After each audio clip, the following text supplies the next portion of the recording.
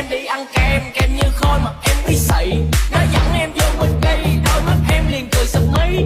Mới nói được vô siêu thị, em lựa đồ lên trên tiền tỷ. Hàng em dùng coi như free vì ngay sau đó được nó trả phí. Nhiều khi đi với em anh cũng ngại.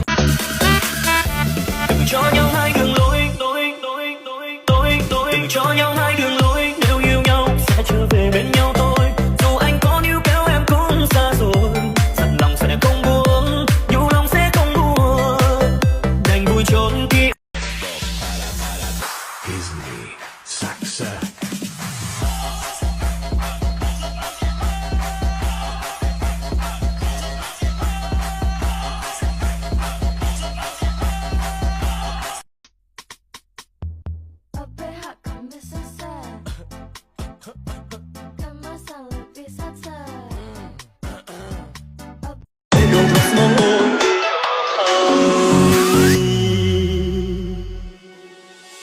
Mình ở thôi cùng ai thôi không đánh thôi thôi lên sông đừng ai đâu đừng ai có không nổi gió khô trên bàn hoa.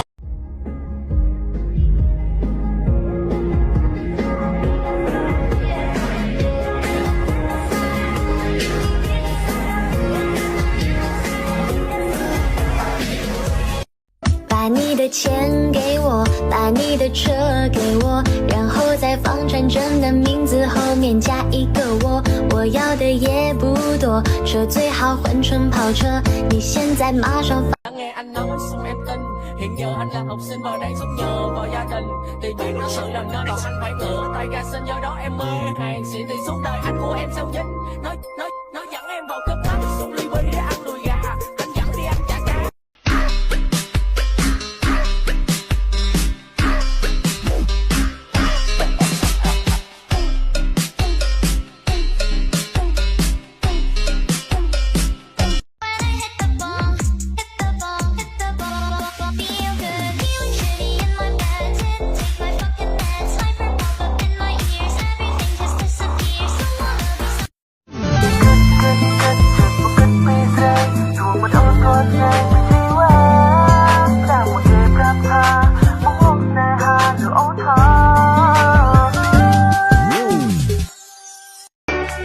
Bắt bồng thay ôn sáng chưa chấp cô aslap ba sân ôn mình léng bồng ôn có hô tức này kỳ có hô tức này trời tai bài prung kê nhẹ một nguồn thay bì ba bánh trái arom chật ôn con ta nhìn chăm bong tới thnom thái ôn trời ta rú bong liền sro lăn tai bong sông chật nguồn công khoal ôn thái niên chồng ô quân bong đại công đó chật ôn ô quân hơi cướp giang đại bàn bờ đôi